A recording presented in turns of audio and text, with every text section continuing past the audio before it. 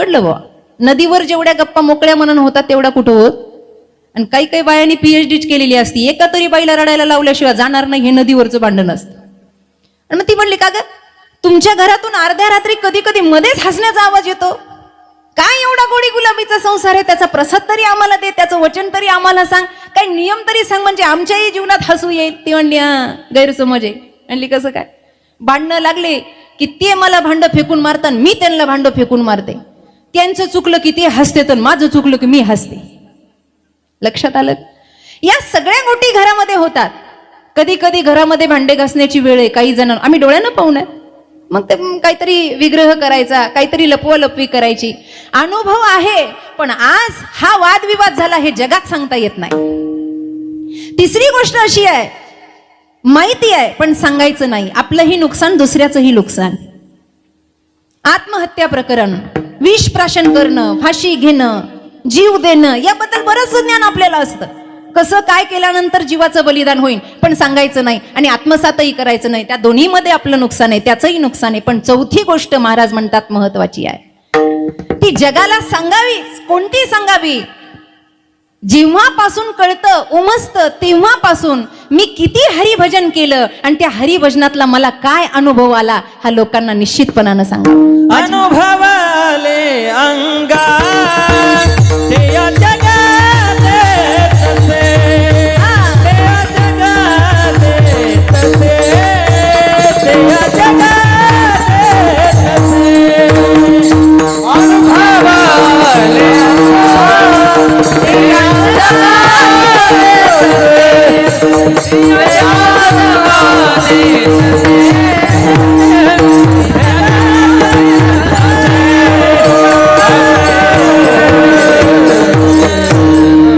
आम्हाला तो अनुभव आला कोणता? परमार्थाचा. आता मला सांगा, तुकोबरा एवढा अनुभव आपल्याला आहे का?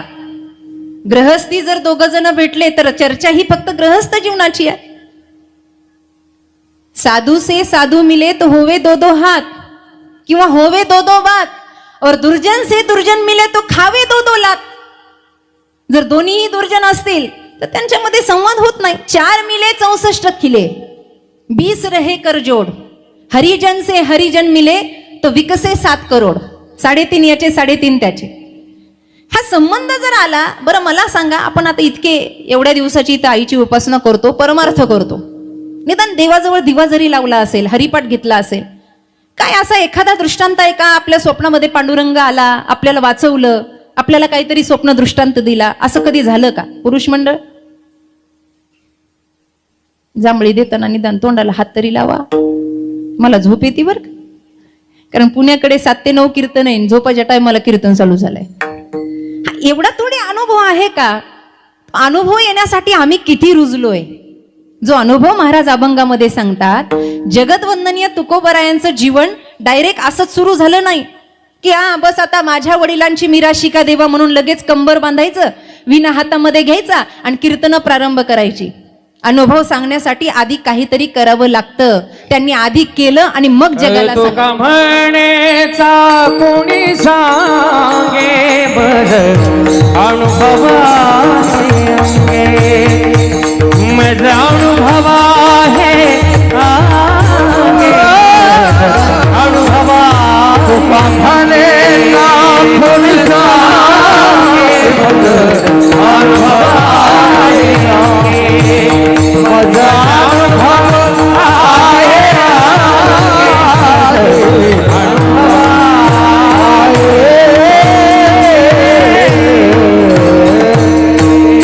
आधी केले मग सांगितले, तुका म्हणे चाखुणी सांगे. माझा अनुभव आहे, आधी चाखून पाहिलं. चाखून म्हणून शबरी मातेच्या बाबतीमध्ये लोक म्हणतात, हे खरं आहे का? एका जणांनी मला विचारलं, खरंच का हो शबरी मातेची उष्टी बोरं रामचंद्राने खाल्ली का? मी म्हणलं, मी नव्हते व तिथं, मी असते तर सांगितलं असतं तुम्हाला. हे प्रमाण आहे आपल्याकडे. बोरे खाये, पण ती बोरं कशी खाल्ली? चाखुणी आणली बोरे. तुझी भक्ती कशी आहे, तुझं प्रेम कसं आहे, ते चाखून पाहिलं, ते केलं, तेव्हा रामप्रभू आले. अनुभव आहे. जगतवंदनीय तुकोबर आहे, लगेच कीर्तन करतात असं होत नाही. ज्या वेळेला माघ शुद्ध दशमी पाहुणी गुरुवार केला अंगीकार तुका, तेव्हा सचेत झाले, सावध झाले. अगोदर होतेच, पण तेव्हा जरा 100% सावध झाले. आणि सावध झाल्यानंतर महाराजांनी काय केलं, मग लगेच दुसऱ्यांचे गाथे आणले, मग लगेच दुसऱ्यांच्या कीर्तनाला जाऊन बसले, मग त्यांच्या कीर्तनातून अर्धे निम्मे टिपणं काढले तुकाराम महाराजांनी. असं आपल्याला वाटतं, असं केलेलं नाही.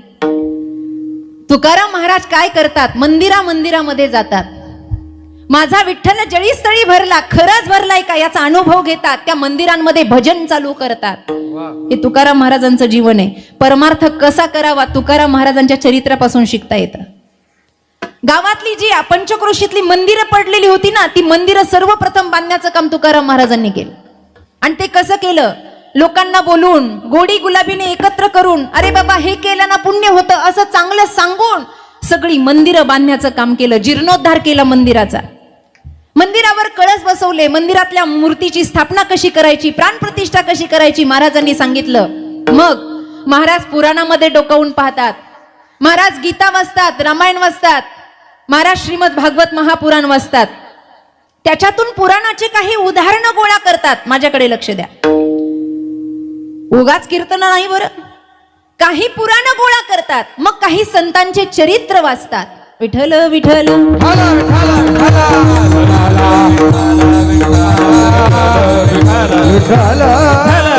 आदरणीय आबांचं आगमन झालंय. धन्यवाद. पुन्हा एका सोने पे सुहागा, पुन्हा एका साखरेमध्ये गोडीत वाढ झाली. ऐका कुठपर्यंत आलो होतो आपण. मंदिरं बांधतात, मग भागवत वाचतात, पुराण वाचतात, पुराणाची प्रमाण डोळ्यासमोर ठेवतात. काही उदाहरणं अशी आहे, त्याच्यामध्ये महाराजांनी सांगितलं, तुका म्हणे नाही विश्वास ज्या पहावे. हे का सांगितलं, त्यांनी वाचलं म्हणून सांगितलं. ते डायरेक्ट कीर्तनकार झाले नाही, त्यांनी हे सगळं वाचलं. मग काही संतांची चरित्र वाचायला घेतली. संतांचं चरित्र कसं झालं, नामदेवराय कसे घडले, माऊली ज्ञानोबराय कसे घडले, या चरित्रातून मला अनुभव कसा येईल याचा ध्यास धरला. आणि मग विठ्ठल अनुग्रही होऊन दिवस रात्र चिंतन केलं. आणि मग कुठेतरी बुद्धीमध्ये भांडवल तयार झालं की मी आता या पांडुरंगाचं गुणगान करावं आणि मी अभंगाची गाथा रचावी. हा आहे तुकोबरायांचा परमार्थ.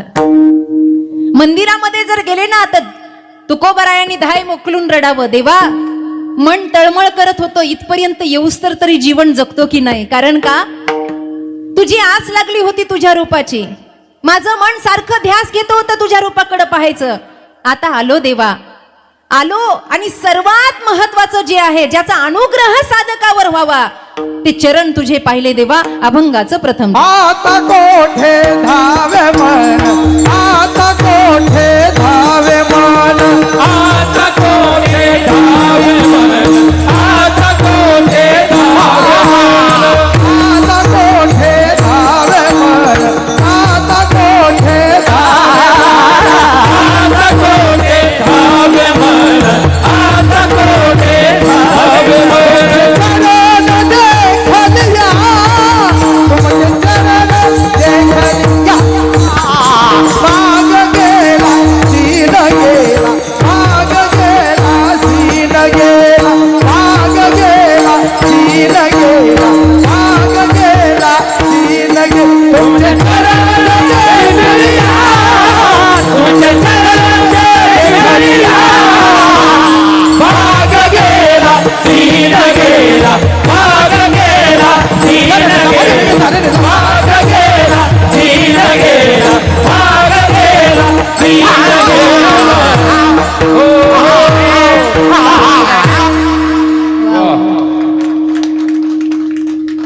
आता कोठे धावे म्हण, हे असं म्हणलं की भागशीन जाणारच ना बाबा. आता कोठे धावे म्हण, अरे इतकं इतकं आघाव हे म्हण आहे. कृत यह मन की अटपटी झटपट लखी नकोय, झटपट लख जाए तो चटपट दर्शन होय. महाराज वर्णन करतात. तुझे चरण पाहिले आणि हे विक्षिप्त मन क्षिप्त झालं. काय अनुग्रह आहे तुझ्या चरणाचा. खरं सांगू माईबाप, ज्याचं आचरण पवित्र आहे ना, त्या भगवंताचे चरण फार अनुग्रही आहे. कधी मंदिरात गेलं ना तर सर्वप्रथम चरण पाहिले पाहिजे. आपण गेलो की तोंड पाहतो. बरं, काही काही तोंडही पाहत नाहीत, नीट डोळे झाकून घेतात. मला आतापर्यंत कळलं नाही, देवासमोर गेल्यावर डोळे का झाकायचे संकेत महाराज. स्वामीजी म्हणायचे, बाळ, मी एकदा स्वामीजी स्वामीजी लोक मंदिरात गेला डोळे का झाकतात? ते म्हणले बाळ तू शाळेत गेली होती? म्हणले हो. वर्ग शिक्षक आल्यानंतर एखादा खोडकर विद्यार्थी असला, खोडसळ, आणि त्याला माहिती आता माझं नाव येणार आहे फटके खायला, म्हणून ते सरांच्या पुढे डोळे झाकून उभा राहतात. जे मंदिरात गेल्यावर मान खाली घालतात आणि डोळे बंद करतात ना, समजायचं काहीतरी चुकलेलं आहे, काहीतरी अपराध झालेला आहे. अरे त्याला पाहायला आलो ना, मग त्याला डोळे भरून पाहायचं, कारण संत तुला पाहायला आले आणि देवच होऊन गेले. तुझं देव पाहावयासी आलो, लाली मेरे यार की जित देखूं उत लाल, लाली देखन मैं गई तो मैं भी हो गई लाल. त्याला पाहिलं की आनंदच मिळतो महाराज, दुःख निघून जातं. अनंत जन्मीचे विसरलो दुःख. पुढचं महत्वाचं आहे, पाहता तुझे मुख पांडुरंगा. ए देवा, तुझं मुख पाहिलं ना अनंत जन्माचं, त्याच्याकडे बघावं. काय महिमा वर्णू आता सांगणे किती हो, कोटी ब्रह्म हत्या मुख पाहता जाती, कोटी ब्रह्म हत्या मुख पाहता.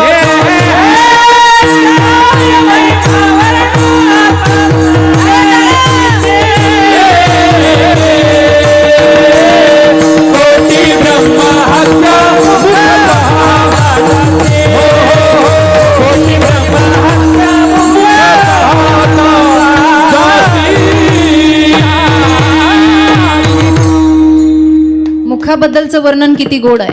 कोटी ब्रह्म हत्या मुख पाहता जाती, तुझं जीव ओवळून टाकावा. एक प्रसंग आहे रामचरित्र मानस मधला. ज्या वेळेला सर्वप्रथम वाटिकेमध्ये माई जानकींनी प्रभू रामचंद्रांना पाहिलं, थोडस त्या सिद्धांताकडे जाऊ, पाहिलं आणि पाहिल्याबरोबर त्यांनी डोळे बंद करून घेतले,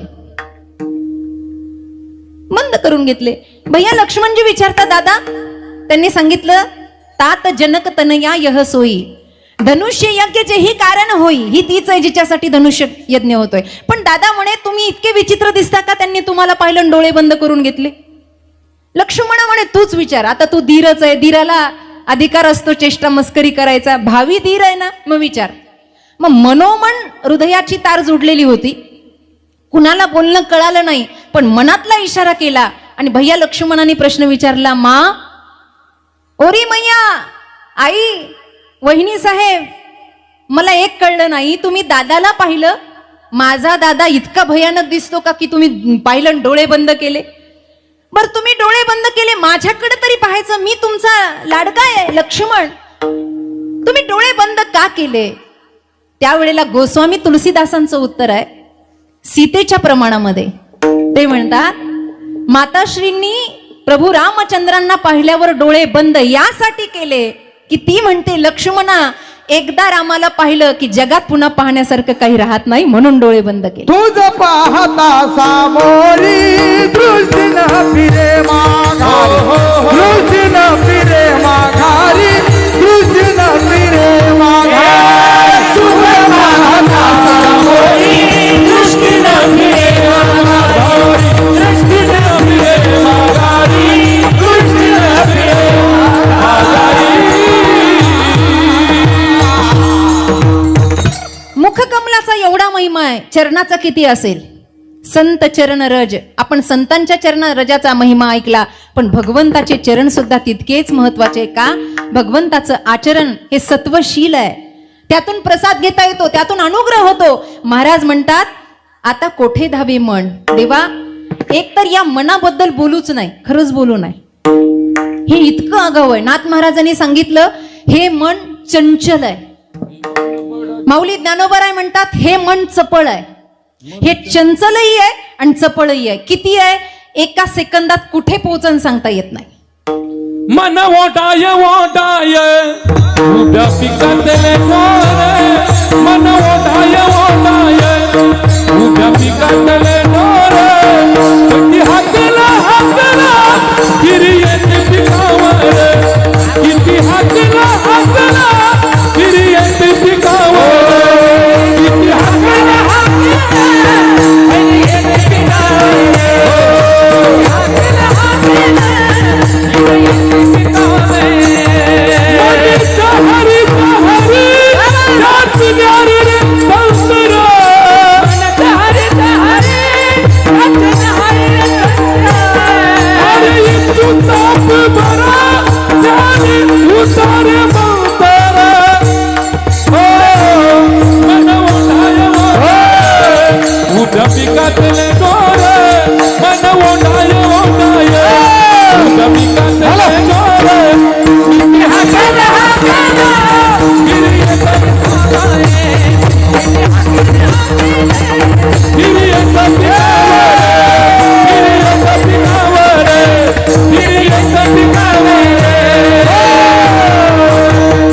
मन चंचलाचे फळे मन चंचलाचे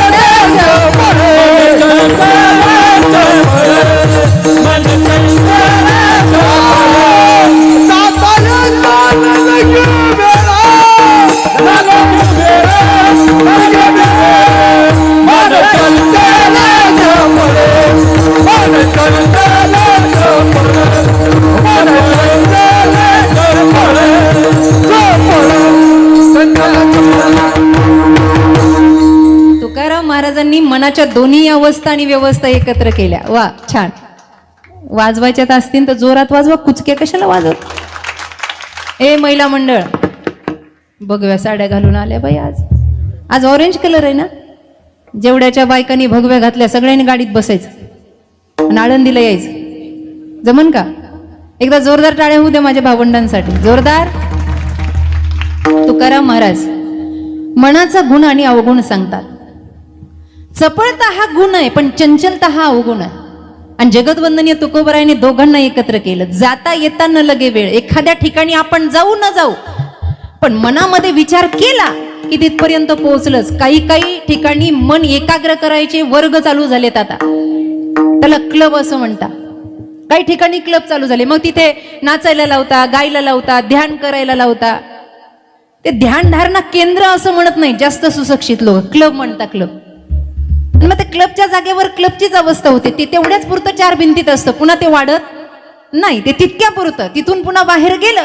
मला तर वाटतं क्लब म्हणा, केंद्र म्हणा, स्मशानभूमी सारखी जागा दुसरीकडे कुठेच नाही मन एकाग्र व्हायची. एकमेव जागा तिथं मन एक. तिथंच सगळं कळतंय ना बाबा, सगळी वाट लागणार आहे. कशाला आपलं मिन माझं माझं करत बसायचं. असं आहे. मन चंचल चपळ, जाता येता न लगे वेळ. मनाची अवस्था विकट आहे. एकदा एक राजा पर्यटनासाठी निघाला आणि प्रवास करता करता करता, आता पूर्वीचे राजे महाराजे, प्रवास करता करता त्याला एक बकरी दिसली. आणि बकरी दिसल्यानंतर त्याच्या मनामध्ये विचार आला. तो खाली उतरला. 2 तास त्या बकरीच्या अवतीभोवतीच फिरत राहिला. आणि मग त्याने निदर्शन केलं की किती चरते बरं ही, किती चरते. हिचं पोट भरत नाही का? जसं एकादशीच्या आदल्या दिवशी आपण चरतो. आमच्या मराठवाड्यात एक म्हण आहे, गाढवावानी चर पण एकादशी धर.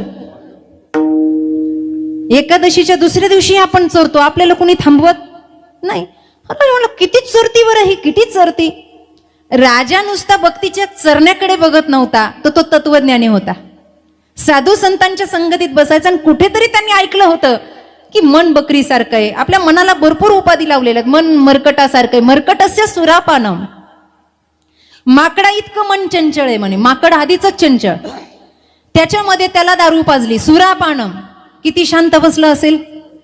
हो म्हणतात काय, किती उड्या मारत असेल. आणि त्याच्यामध्ये त्याला विंचवानं दंश मारावा, मग तर किती गोड वाटलं असेल अण्णा त्याला.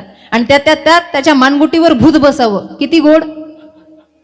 एवढं सगळं झाल्यावर माकडाचं पिलू जसं शांत बसणार नाही, तसं माणसाचं मन शांत बसणार नाही, इतकं चंचल आहे. राजानं विचार केला, या बकरीसारखंच तर आपलं मन आहे. ही एवढी खाते तरी हिचं पोट भरत नाही. आपण एवढं उपभोगतो तरी आपलं पोट भरत नाही. काय आहे याच्यावर औषध, काय आहे औषध. तो घरी राजवाड्यामध्ये आला आणि त्यानं प्रधानाला बोलून घेतलं. म्हणला, प्रधानजी, आता पुढे येणारा एखादा सोहळा कोणता आहे? तो म्हणला, तुमचं अभिष्ट चिंतन.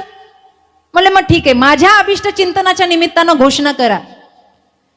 एकानं बकरी आणायची, दुसऱ्यानं ती घेऊन जायची. तीच बकरी, त्या बकरीला दिवसभर चरून आणायचं.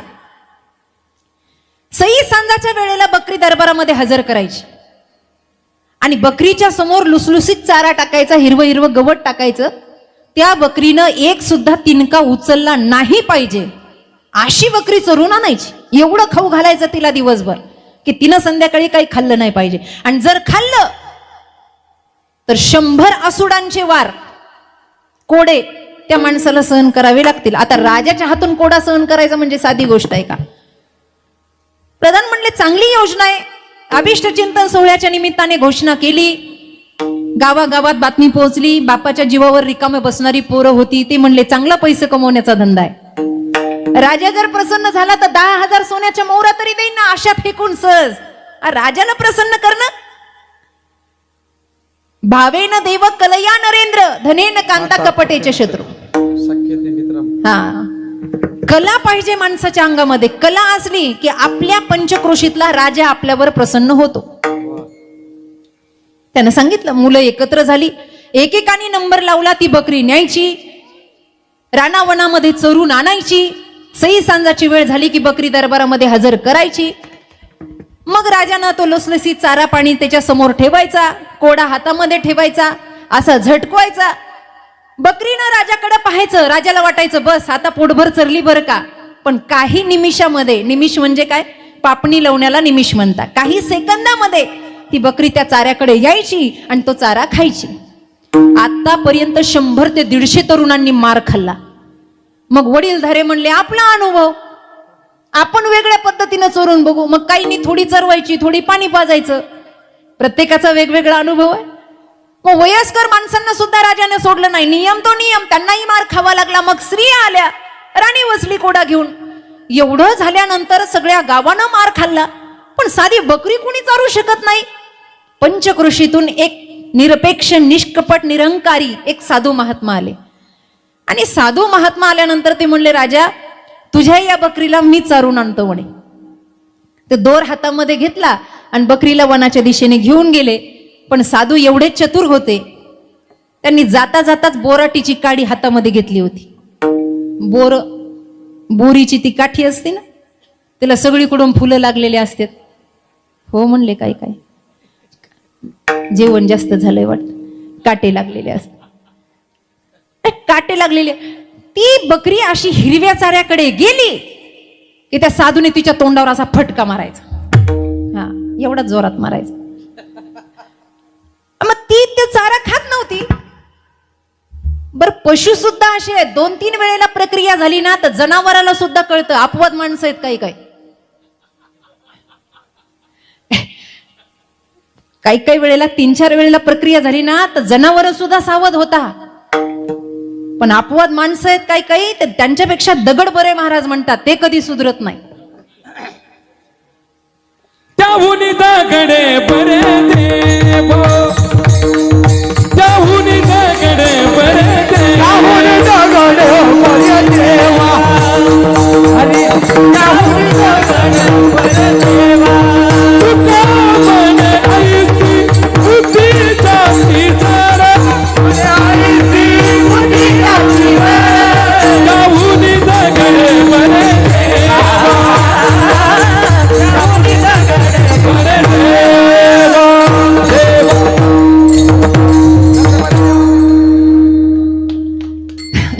ज्याची बुद्धी जड आहे त्याहून दगड बरं. म्हणून परिणाम रेड्यावर झाला पण माणसावर होत नाही. आधी त्याच्यावर प्रयोग झाला, मग माणसावर हळूहळू व्हायला लागला. ऐका, बकरीला 4-5 वेळेला ठोके बसले. ती काय त्या घासाकडे, त्या चाऱ्याकडे जात नाही. भर दुपार झाली, तिच्या पोटामध्ये तिनका नाही, तरी सुद्धा ती त्या घासाकडे बघत नाही. सई सांजाची वेळ झाली, काही भागातून थोडं थोडं रक्त निघायला लागलं.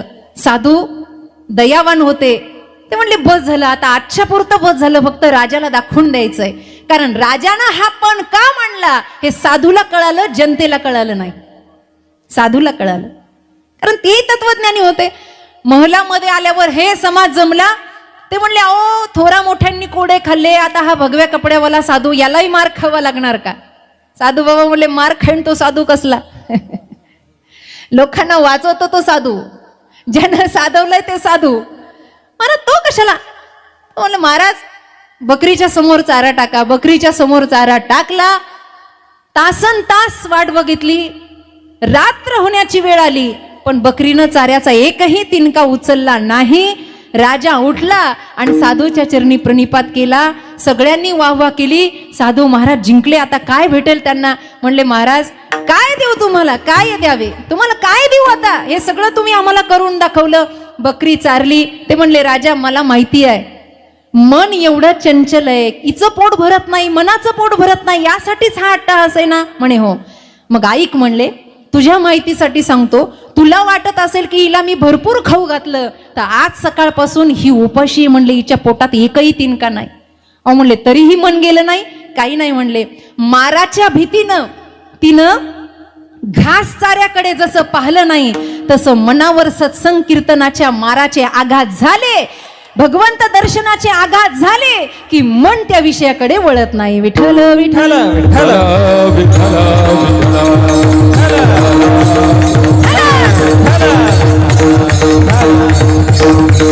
हे देवा, तुझ्या चरणाचा अनुराग झाला आणि माझं क्षिप्त मन झालं.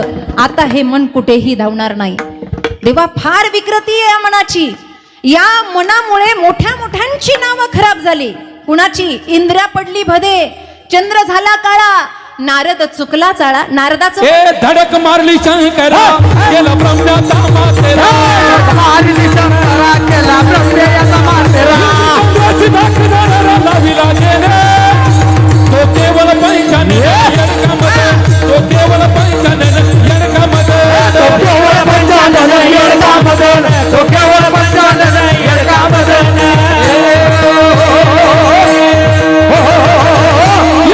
चंद्र को क्या क्या भया सबको मालूम है, चंद्र को क्या क्या भया, चंद्र को क्या क्या भया सबको मालूम है जी. चंद्र को क्या क्या भया सबको मालूम है. नारद की तो नारदी ऐसी नौबत गाजी, नारद की तो भई ऐसी नौबत आई. नारद की तो नारद ऐसी नौबत गाजी.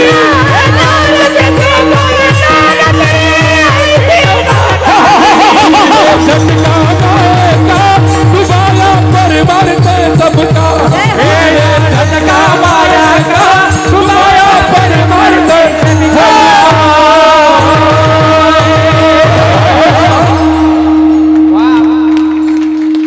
वा, झटका माया का, पण हे माया ग्रासित करते मनाला. आणि नारदजींचं चांगलं चाललं होतं पण उगाच लग्न करायचं मनामध्ये आलं. मन, हे मन इतकं आगाऊ आहे, मना एवढा आगाऊ कोणी नाही महाराज. पण असं आहे, माशी सगळ्या पदार्थावर बसते, विस्तवावर बसत नाही. तिला माहितीये विस्तवावर बसलं की आपली राखच आहे. तसं मन सगळीकडे फिरल पण परमार्थात लागायचं म्हणलं, टिकायचं म्हणलं ते नाही म्हणतं. कीर्तनात शरीर असतं, मन बसत नाही. मन बसलं, कबीर महाराज तर याच्याही पुढे सांगतात, कीर्तनात बसल्या बसल्या, भजनाला बसल्या, काही काही लोक उपासना करतात. आता 9 दाराचे 9 रात्र आहेत. 9 दरवाजे दसरी खिडकी बाजे अनुहात ढोल, तुझे रे राम मिले अनमोल, कबीर महाराज म्हणतात. 9 दरवाजे आहेत आपले. या 9 दरवाजातून कधी कोणत्या वेळेला प्राण निघून जाईल सांगता येत नाही. त्या 9 एक दरवाजाचं एक रात्र. आता हे स्मरण करत असताना आपण उपासनेला बसता. मग उपासनेला बसताना आपल्याला कधी मध्ये असं वाटतं आपली मांडी मोडावी, आपण उठून जावं, आपण काहीतरी खावं. मन तिथे लागत नाही. महाराज म्हणतात मन गया तो जाने दे, मत जाने दे शरीर. कथा कीर्तनात बसलं, मन गेलं, जाऊ द्या. त्या मनाला म्हणा, ए मना जास्त नाक घेऊन फिरू नको. तू स्त्रियातही जायच्या लायकीचं नाही, पुरुषातही जायच्या लायकीचं नाही. कारण व्याकरणाच्या दृष्टीने मन हे नपुसक लिंगी आहे. तुला कुठे जायला तोंड नाही, कुठे फिरणार आहेस? आणि जिथे फिरायचं जा, गावाच्या चपला गोळा कर, मनाला म्हणायचं. तुम्ही नाही जायचं पण, तुला काय करायचं ते कर.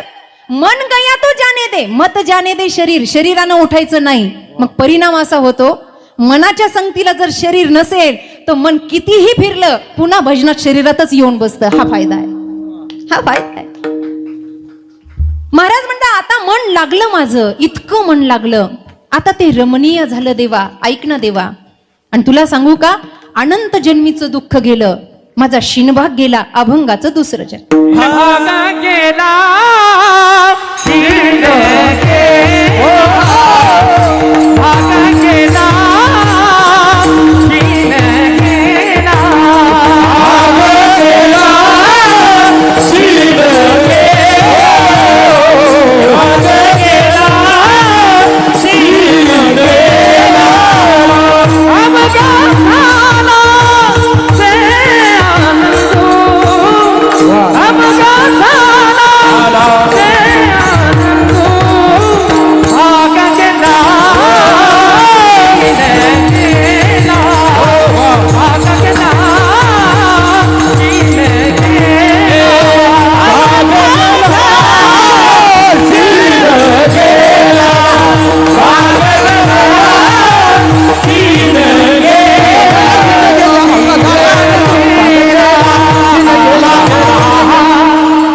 जितक्या सोप्या पद्धतीमध्ये आपण ते गातो, जितक्या सोप्या पद्धतीमध्ये आपण ते ऐकतो, तितक्या सोप्या पद्धतीत भाग शिन गेला नाही बरं त्यांचा. ते असं नाही झालं की एकदा चरण पाहिलं आणि भागही गेला आणि शिन गेला, असं नाही झालं. बेटी लागे जीवा लागलीसे असं पाहे रात्रंदिस वाट तुझी, हे जे आहे